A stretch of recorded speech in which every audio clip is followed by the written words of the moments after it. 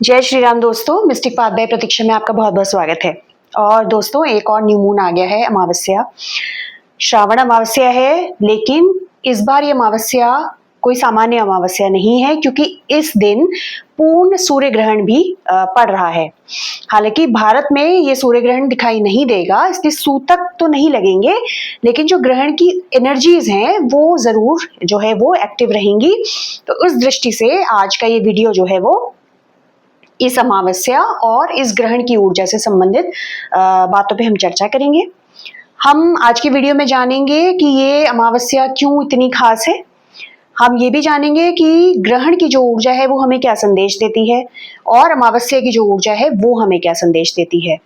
हम इस वीडियो में बात करेंगे कि कैसे हम इस समय पर कुछ रिचुअल्स करके अपनी लाइफ को का जो एनर्जी है वो रीसेट कर सकते हैं, उसके बारे में बात होगी।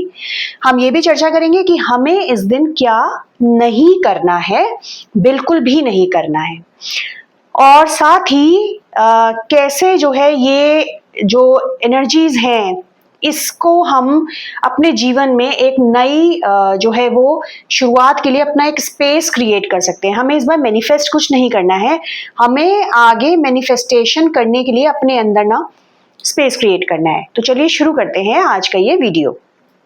सभी जानते हैं श्रावण का महीना है, और श्रावण के महीने की जो पूर्णिमा होती है, जो रक्षाबंधन के रूप में मनाई जाती है, उसका तो महत्व है ही। लेकिन जो ये श्रावण की अमावस्या होती है, जिसे हम हरियाली अमावस्या भी कहते हैं, इसका भी स्पिरिचुअली बहुत सिग्निफिकेंस होता है, क्योंकि भगवान शिव की आराधना का महीना है और अमावस्या पितरों से जोड़कर देखी जाती है। तो इस समय में ऐसा कहा जाता है कि अगर आप श्रावण मास की या हरियाली अमावस्या पर भगवान शिव को काले तिल डालकर जल अर्पित करें, पितरों का तर्पण करें, दान ध्यान करें, तो आपके पितरों को मोक्ष और सद्गति की प्राप्ति हो जाती है। तो ये तो हुई हरियाली अमावस्या की जो महत्ता होती है। लेकिन अब इसी में जो है वो इस बार पूर्ण सूर्य ग्रहण की ऊर्जा भी मिल रही है, और ये जो ग्रहण लग रहा है ये कर्क राशि में अश्लेषा नक्षत्र में लग रहा है। तो ऐसे में ये भारत में हालांकि विजिबल नहीं होगा ग्रहण, क्योंकि ये रात को 9 बजे के आसपास शुरू होगा और उस समय भारत में रात हो चुकी होगी। लेकिन फिर भी जो ग्रहण की ऊर्जा है वो यहाँ हम लोगों को प्रभावित करेगी। हो सकता है आप में से बहुत सारे लोग पिछले 2-3 दिन से ऐसा महसूस भी कर रहे हो कि इमोशनली ड्रेन्ड फील कर रहे हैं, आइसोलेशन में जा रहे हैं, या लोनली फील कर रहे हैं, या उनको समझ नहीं आ रहा कि उनके मन में एक अलग सा डर, एक अलग सी बेचैनी क्यों बनी हुई है। सब कुछ तो नॉर्मल है, फिर भी ऐसा क्यों हो रहा है। तो एक तो अमावस्या वाली एनर्जी आपके साथ जुड़ रही है, जो मैं हमेशा कहती हूँ कि न्यू मून और फुल मून में कई लोगों को, अगर वो मेंटली जो है वो एग्जॉस्टेड हैं, तो उनको थोड़ा सा इस तरीके की मूड स्विंग्स के इश्यूज हो जाते हैं। और उसमें क्योंकि ग्रहण वाली एनर्जी भी आ रही है, तो फिर ये आपको लगेगा, आप में से बहुत सारे लोगों को ऐसा महसूस भी हो रहा होगा कि बिना बात के रोना आ रहा है, बिना बात के मन उचाट खा रहा है, बेचैन है मन, किसी से बात करने का मन नहीं है। तो अगर ऐसा है तो परेशान मत होइए, ये ग्रहण का पीरियड निकल जाएगा। थोड़ा सा आने वाले 15 दिन चैलेंजिंग हो सकते हैं, लेकिन अपने आप पर हम आगे उसकी भी बात करेंगे कि हम इस स्थिति से कैसे निपट सकते हैं।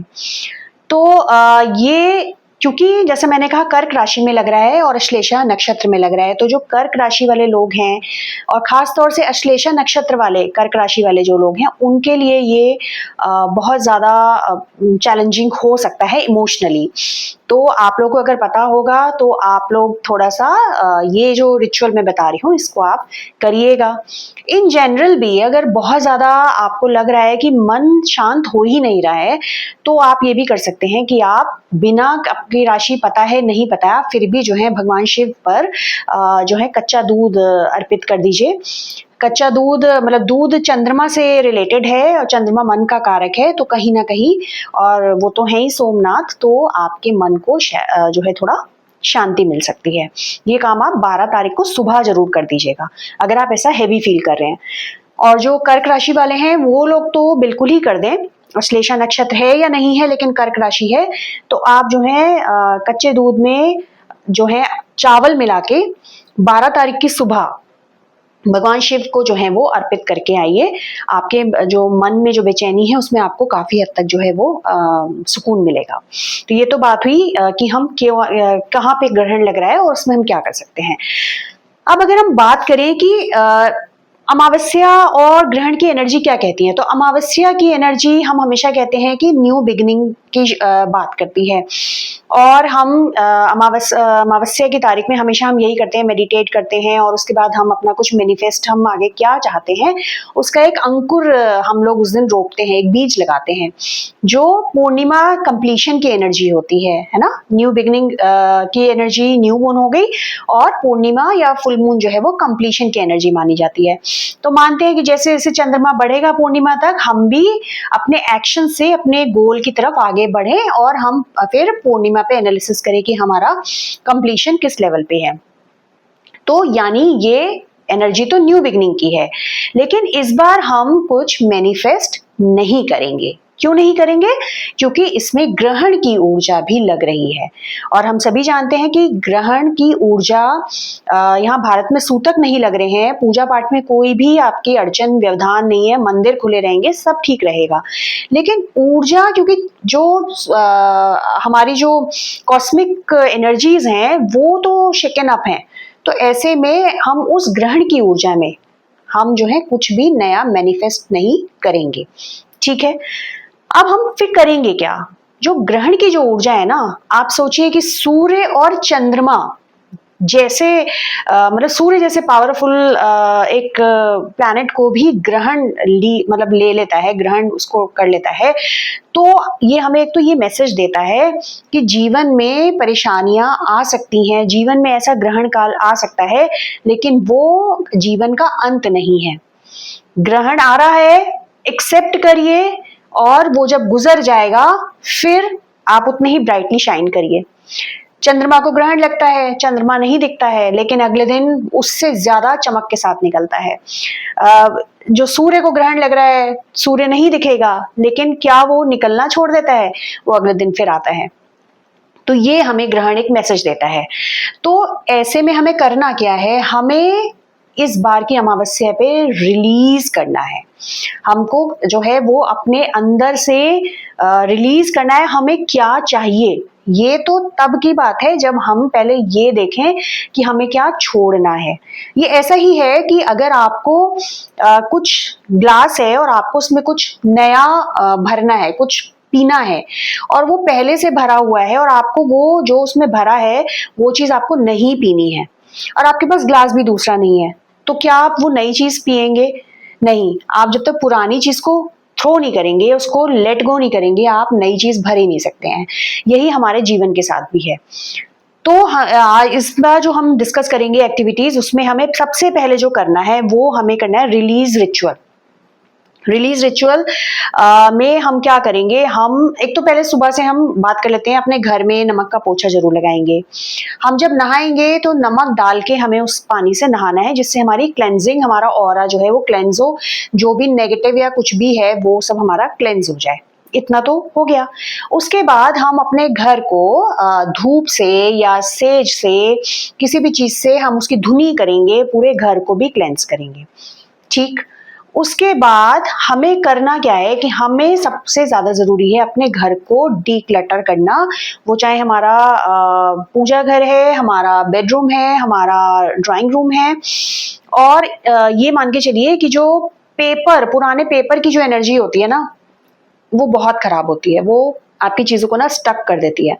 तो अगर आपने अपने वॉलेट में, पर्स में बहुत सारे कब कब के कागज जोड़ के रखे हैं, तो उन्हें प्लीज आज रात को या कल सुबह उठ के डीक्लटर कर दीजिए, उनको फेंक दीजिए जो काम के नहीं है। उसके अलावा घर में न्यूज़पेपर्स बहुत ज्यादा इकट्ठे हो रहे हैं, बच्चों की पुरानी कॉपियां जो अब यूज ही नहीं होनी है वो बहुत इकट्ठी हो रही हैं, उन सबको भी आप निकाल के घर से बाहर कल कर दीजिए। ये आपका हुआ घर का एनर्जी रीसेट। अब आते हैं हमारे अपने एनर्जी रीसेट पे। तो करेंगे क्या हम सबसे पहले जो है वो एक दिया जला लीजिएगा।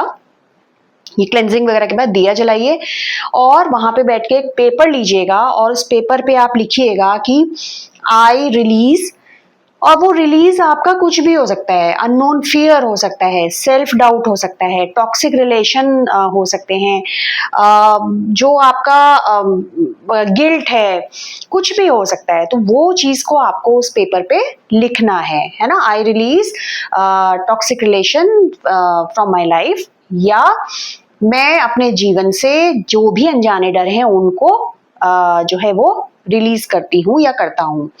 आप एक भी लिख सकते हैं। आपके अगर 3-4 ऐसे रिलीज करने वाली चीजें हैं जो आपको परेशान किए हुए हैं, तो आप 3-4 भी लिख सकते हैं। ये आपने लिख लिया। लिखने के बाद आप इस पेपर को जलाएंगे और जलाने के बाद इसको फ्लश कर देंगे। इसको ऐसे ही फेंकना नहीं है, फ्लश करना है आपको। ये आप अगर आप इमोशनल फील करते हैं ये करते हुए तो कोई बात नहीं। आपको अगर आंसू आ रहे हैं तो आने दीजिए, उसको पढ़िए और उसके बाद आप इसको जला के और आप इसको रिलीज कर दीजिए और आप बहुत लाइट फील करेंगे ये करने के बाद। ठीक है। इसके अलावा आप एक काम और करिएगा। अगर आपको ऐसा लगता है कि बहुत ज्यादा नेगेटिविटी आपके सराउंडिंग में है, तो आप एक ग्लास का बोल ले लीजिए या ग्लास, कांच का ग्लास ले लीजिए। वो भी नहीं है तो कोई आप बॉटल भी ले सकते हैं, प्लास्टिक की ट्रांसपेरेंट बॉटल।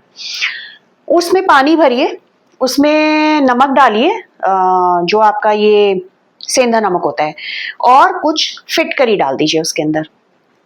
बॉटल को बंद कीजिए, अपने दोनों हाथों के बीच में से पकड़िए और बोलिए कि मेरे आसपास, मेरे सराउंडिंग में जितनी भी नेगेटिविटी है वो सब इस पानी में डिसॉल्व हो रही है।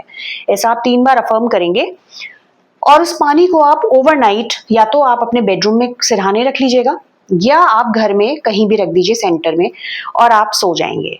नेक्स्ट मॉर्निंग उठिए, उठने के बाद उस बॉटल का ढक्कन खोलिए और उस पानी को फ्लश में कर दीजिए, फ्लश कर दीजिए। और अगर प्लास्टिक की बॉटल आपने ली थी तो आप उसको बॉटल को भी थ्रो कर दीजिए।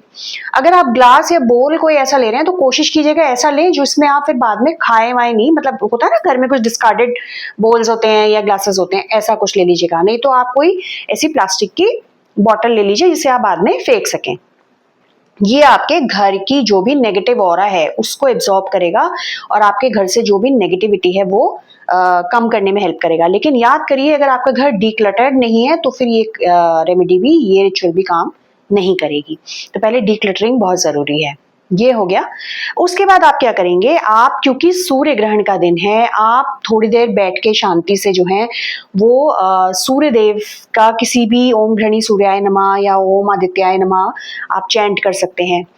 ठीक है। और अगर आप हैवी फील कर रहे हैं तो आप जो भी किसी अपने इष्ट देव हैं उनका नाम जाप कर सकते हैं, उनका मंत्र जाप कर सकते हैं अगर आप हैवी फील कर रहे हैं, आपका मन भारी है। ये हो गया। इसके बाद आप एक थोड़ी देर मेडिटेट करिए। अगर मेडिटेशन आपको नहीं आता है तो कोई बात नहीं है, आप केवल 10 मिनट साइलेंस में जरूर बैठिए। मतलब मेडिटेशन नहीं आता है, ऑल्दो मेरे चैनल पे बहुत सारे वीडियोस हैं मेडिटेशन के, पर नहीं आता है, नहीं करना चाहते, नहीं कर पाते, कोई बात नहीं। कम से कम 10 मिनट आप साइलेंस में बैठिए, किसी से बात मत करिए, साइलेंस में आंख बंद करके बैठिए। वो भी एक तरीके का मेडिटेशन है। वो भी नहीं हो रहा है तो मंदिर, अपने घर के मंदिर के सामने बैठ जाइए और वहां पे जिस भी भगवान को आप मानते हैं उनका आप जाप कर लीजिए बिना काउंट किए। तो ये आपके मन को एक जो है शांति देगा, आपको सुकून देगा। ये करने के बाद आपको क्या करना है, एक पेपर लीजिएगा या एक डायरी अगर आप लोगों ने बना रखी है, उस पे आप 3 चीजें लिखेंगे। रिलीज, आई रिलीज, जो आपने पेपर पे लिख के जलाया था वो आप वहां लिख दीजिए।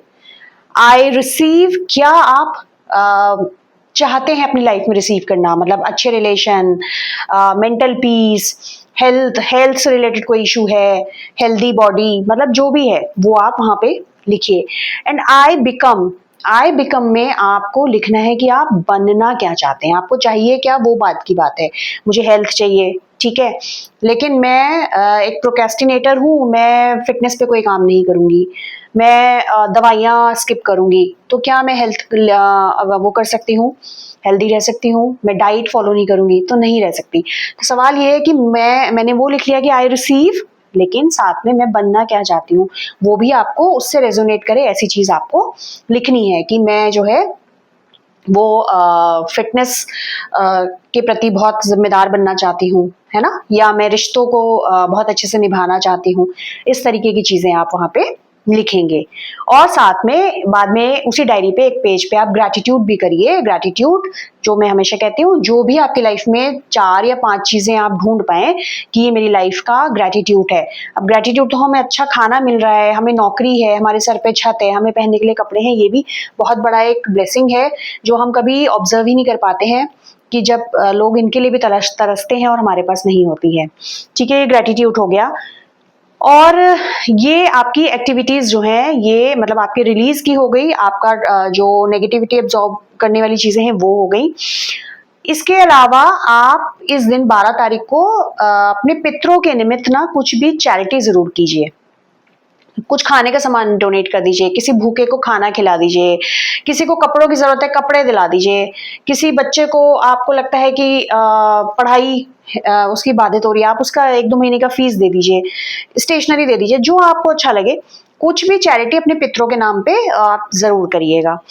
ये एक काम आपको करना है, ठीक है। और साथ में आपको क्या नहीं करना है वो ये है कि आपको इस दिन एक तो आप अगर लो फील कर रहे हैं ना, तो आपको किसी के साथ बहस में नहीं पड़ना है, गुस्सा नहीं करना है। और उसका गुस्सा या इस किसी भी चीज का एक ही तरीका है कि आपका जो है वो मौन रहे। मौन से मतलब आप कम लोगों से मिलें इस दिन, क्योंकि जब आप बात ही नहीं करेंगे तो टकराव का सवाल ही नहीं उठता। सात्विक भोजन करिए, नशे से दूर रहिए, कोशिश करिए झूठ ना बोलें। सबसे इंपॉर्टेंट, किसी भी चीज के लिए नेगेटिव ना बोलें। मतलब आप कितना भी नेगेटिव अंदर से फील करेंगे, कर रहे होंगे, लेकिन उसे शब्दों में मत बदलने दीजिएगा, क्योंकि ऐसे भी जो 88 पोर्टल है वो कल क्लोजिंग है, उसकी 12 को वो खत्म हो रहा है। तो अभी बहुत पावरफुल विंडो, मैंने पहले भी बताया था, 88 पोर्टल की है। हम जो बोल रहे हैं तुरंत मैनिफेस्ट हो रहा है। और दूसरा, इस समय ग्रहण की एनर्जीज है, हमारे जो मन है वो नेगेटिव होगा। तो ऐसे में जो है ये नेगेटिव टॉक ना खुद से करनी है ना किसी और को करनी है। और इसका एक ही सोल्यूशन है कि आप इस दिन कोशिश कीजिए, अगर आप हैवी फील कर रहे हैं तो लोगों से कम मिलें, फोन पे बात कम करें, थोड़ा सा अपने उसके अंदर रहें, अपने शेल में रहें और अपने भगवान के जाप में ध्यान लगाएं, डायरी में लिखाएं। बहुत ज्यादा हैवी फील कर रहे हैं ना, डायरी पे जो जो मन में फीलिंग आ रही है सब उड़ेल दीजिए, सब लिख दीजिए, भले ही बाद में से जला दीजिएगा अगर आपको लगता है कि कोई देख लेगा तो क्या होगा। तो ये टोटल है आपका कल के लिए ये अमावस्या के लिए एक गाइड। और मैं जो है आप सभी की कामना करती हूँ कि आप सभी के जीवन में जो है वो सुकून और शांति बनी रहे, और आपका जो आगे के 15-20 दिन है वो बहुत अच्छे से गुजरे। और जल्दी ही मिलेंगे किसी और वीडियो में। आप लोगों की कोई क्वेरीज हैं तो आप कमेंट बॉक्स में लिख के पूछ सकते हैं, मैं कोशिश करूंगी उनका सभी का जवाब देने का। जय श्री राम।